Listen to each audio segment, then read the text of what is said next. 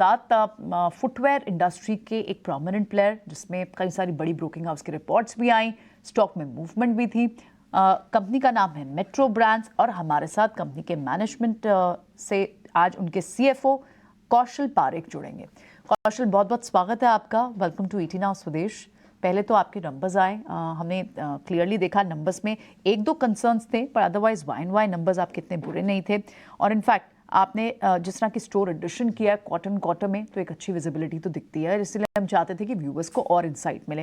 लेकिन एक कंसर्न जो अभी दिख रहा है, थोड़ा सा लॉस और वो भी अग्रेसिव कॉस्ट रैशनलाइजेशन के चलते आपको कुछ इन्वेंट्री रिटर्न हुई, इस पर आप थोड़ी हमें और क्लैरिटी देंगे? पहले तो बहुत बहुत शुक्रिया आपके चैनल पे मुझे इनवाइट करने के लिए। आप जिस इन्वेंट्री रिटर्न का बात कर रहे हैं, ये प्रिडोमिनेंटली क्राविटेक्स ब्रांड्स जो हमने एक्वायर किया था Q3 ऑफ लास्ट ईयर, उसके रिलेटेड है। वहां पे हमने थोड़े से हमारे loss making large format stores rationalise किए थे एंड हेंस वो सेल्स रिटर्न की जो बात थी वो है। अगर आप हमारे स्टैंड अलोन नतीजे देखें तो वो बहुत स्टेबल एंड स्ट्रांग आए हैं।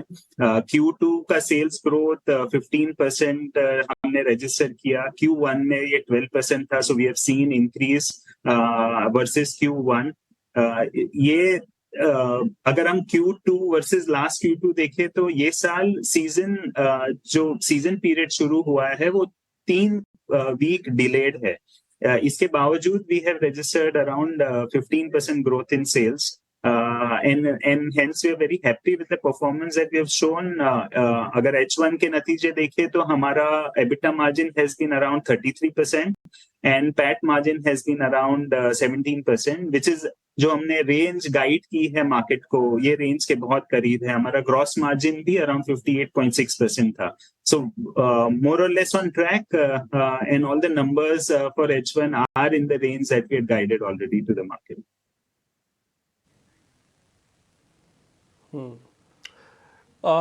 वैसे तो मेट्रो ब्रांड्स शूज़ के लिए ही फेमस है, लेकिन इसके अलावा मैं आप देख रहा था आपके कुछ और भी ब्रांड्स, जैसे अब और भी चीज़ें हैं, जैसे बेल्ट है, बैग है, कुछ मास्क है, वॉलेट है।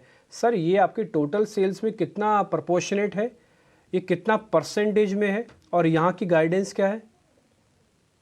एक्सेसरीज देखे तो ये बहुत एक इम्पोर्टेंट कैटेगरी है हमारे लिए। What we do is anything related to shoes is what we cover in accessories. As of H1 अगर हम देखें, एक्सेसरीज का कंट्रीब्यूशन अराउंड 11% रहा है and we expect this contribution to remain here and grow on along with our growth, because हम footwear में भी काफी स्ट्रॉन्ग ग्रोथ देख रहे हैं। सो ये कंट्रीब्यूशन अराउंड दिस रेंज और स्लाइटली ऊपर जाते हुए हम देखते हैं as we go forward from here on. Kaushal, क्योंकि हमने देखा कि अब पीछे अब से जो ट्रेंड चला आ रहा है वो प्रीमियमाइजेशन का है, छोटे शहरों से भी लोग अब पैसे खर्चने के लिए एस्पिरेंट कस्टमर्स निकल कर आ रहे हैं और वो प्रीमियम प्रोडक्ट्स खरीदना चाहते हैं। थोड़ा ट्रेंड आप हाईलाइट करेंगे कि Tier 2, Tier 3 से कैसे ट्रेंड्स आ रहे हैं, आप ऑफलाइन ऑनलाइन उनके बीच में कैसा ट्रेंड देख रहे हैं? जी, अगर आप देखें, हमारे केस में around 86% of our sales come from price point above 1500 and around 48% sales है जो अपवर्ड ऑफ 3000 रुपीज के प्राइस पॉइंट में आती है। तो we have seen a very strong trend here. ये प्रीमियमाइजेशन की जो जर्नी है वो हमारे लिए कंटिन्यूइंग है एंड हम एक्सपेक्ट करते हैं कि ये जो कंट्रीब्यूशन जो मैंने बताया around 86%, it will remain in this range and will grow gradually over a period of time. अगर मैं ई कॉमर्स की बात करूं, ई कॉमर्स फर्स्ट हाफ में अराउंड मोर देन 45% ग्रोथ हमने ई कॉमर्स में देखा है।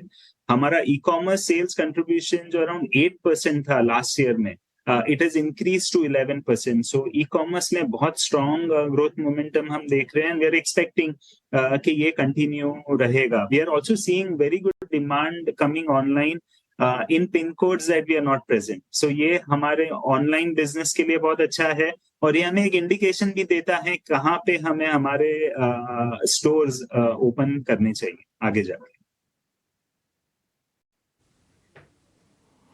ठीक है कौशल, एक चीज़ मेरे को पता करनी थी। मैं एक रिपोर्ट्स देख रहा था, तो उस रिपोर्ट में ये है कि आपके पास थर्ड पार्टी मैन्युफैक्चरिंग है इसका मतलब आप खुद से मैन्युफैक्चरिंग नहीं करते, आपके अपने प्लांट्स नहीं होंगे, आप वेंडर से लेके आते हैं माल और अपने स्टोर्स खोलते हैं, उस स्टोर में बेच देते हैं क्वालिटी चेक करके। ये आपका मॉडल है। मेरे को सिर्फ इतना पता करना है, ये जो आउटसोर्सिंग है थर्ड पार्टी वाली, ये कितनी परसेंटेज में है? ये 80-90% तक है क्या? ये 100% है। हम हमारा खुद का मैन्युफैक्चरिंग जरा भी नहीं है। हम अराउंड 250 और वेंडर बेस से काम करते हैं। इसमें से काफी वेंडर तो हमारे साथ 3 जनरेशन से कनेक्टेड है। जब हम एक स्टोर थे तब से उन्होंने हमारे से बिजनेस करना शुरू किया था, and they have also grown with us. What we feel is manufacturing and retailing is a complete conflict of interest. आप मैन्युफैक्चरर हो तो आप बहुत बड़े स्केल में मैन्युफैक्चर करना चाहोगे, whereas as a retailer हम छोटे क्वांटम में बाय करना चाहेंगे, and then based on success rate we will keep on building. What we do is हमारा क्वालिटी चेक के स्टैंडर्ड्स हम बहुत स्ट्रांग रखते हैं. डिजाइनिंग टीम हमारी बहुत स्ट्रांग है, तो ये इनपुट्स हमारे तरफ से वेंडर्स को जाते हैं. सिंस ये वेंडर्स हमारे से 3 जनरेशन से इन्वॉल्व हैं, वो भी हमें फीडबैक देते हैं इन टर्म्स ऑफ क्या डिजाइन हमारे स्टोर्स में चलेगी. तो एक बहुत कोलैबोरेटिव प्रोसेस है with our 250 odd vendors.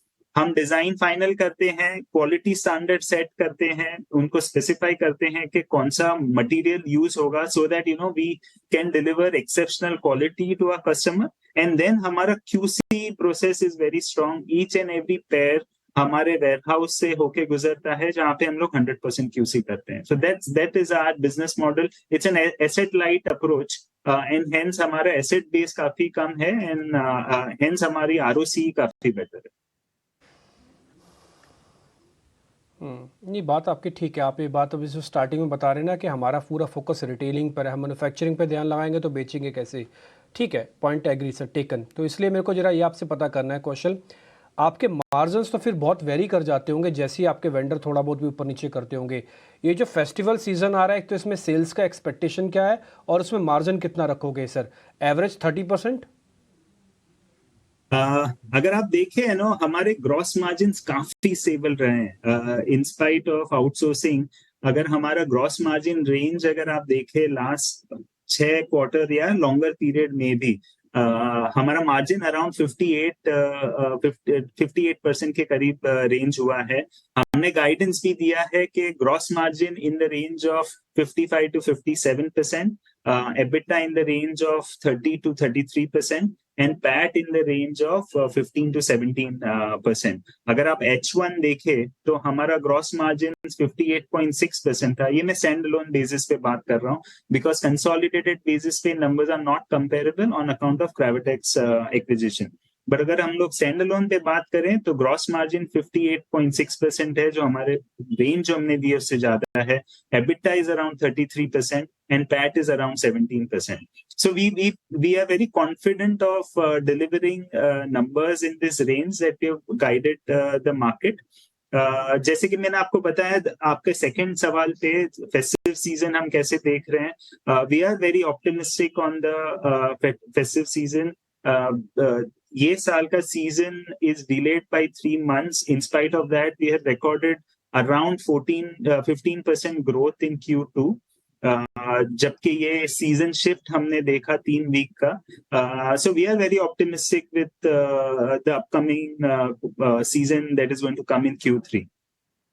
Kaushal, this gives us a view also कि आपके Q3 के नंबर्स अच्छे होंगे, वो भी अच्छे होंगे. ठीक है, बहुत बहुत शुक्रिया आज समय देने के लिए और ये सारी बातें, सारे इंसाइट्स हमारे व्यूअर्स तक शेयर करके लाने के लिए बहुत बहुत शुक्रिया आपका.